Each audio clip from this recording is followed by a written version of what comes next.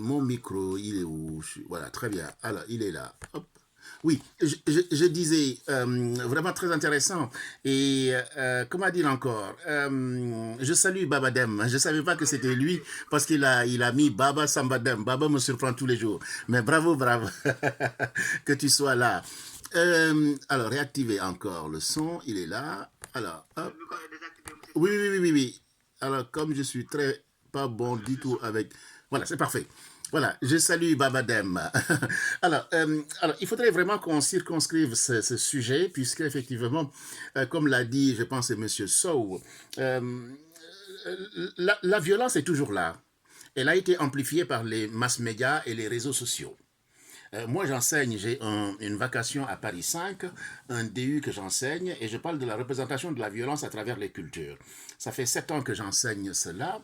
La violence, elle est toujours là. Et elle se manifeste de différentes façons.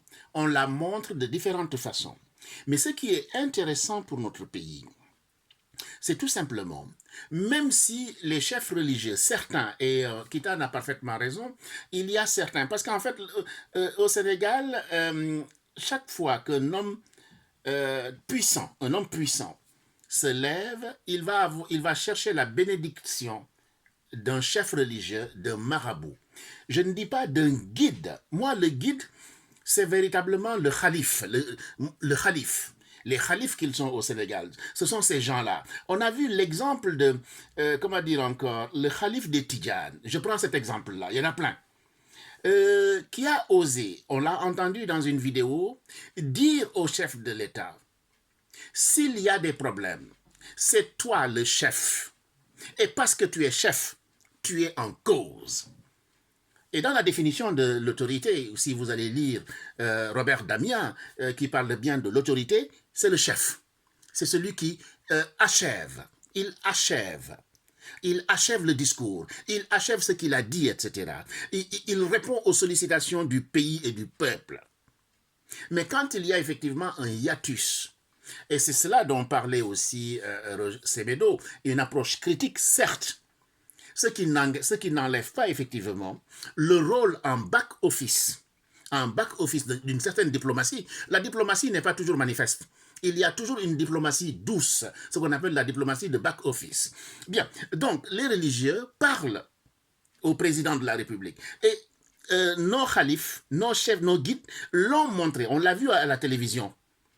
Ils ont dit la vérité. Et ça, effectivement, c'est pourquoi je vais penser au dépérissement, effectivement, des relations entre les fidèles et les guides, mais Kitan m'a démontré, effectivement, par l'engouement perpétuel, quand il y a les grandes manifestations, il y a un engouement, ce qui démontre, effectivement, qu'il y a un respect, etc. Mais le citoyen ne se laisse plus berner ou entraîner ou phagocyter n'importe comment. Il a besoin d'exemplarité. Il a besoin que le guide ait une auctoritas, une autorité qui achève son discours, qui achève le fait quand il parle, qui le protège, qui parle à sa place.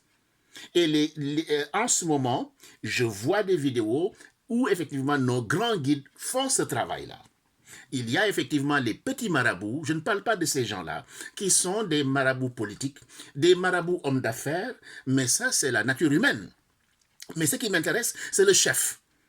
Le chef, il tempère, et on l'a toujours eu.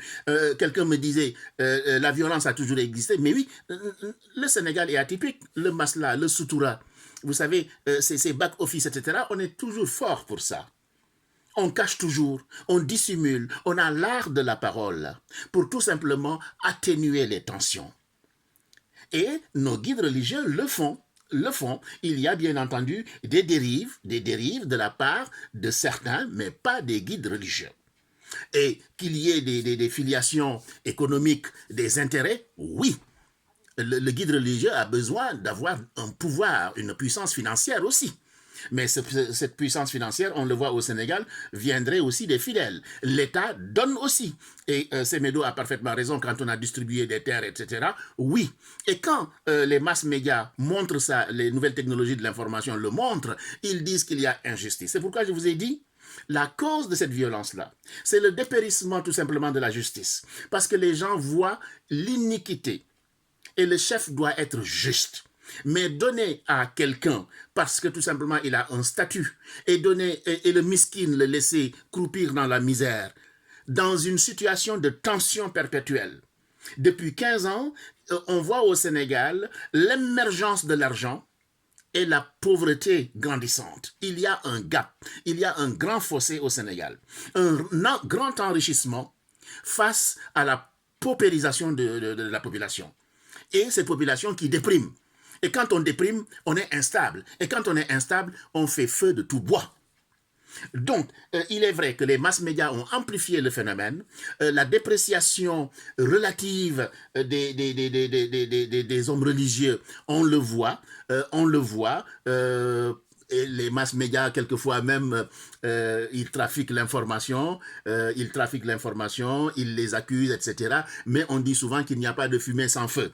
Il n'y a pas de fumée sans feu. Mais pour ma part, les guides religieux font un travail excellent au Sénégal et sont suivis, entendus. Il faudrait seulement qu'ils continuent effectivement à travailler à l'éducation.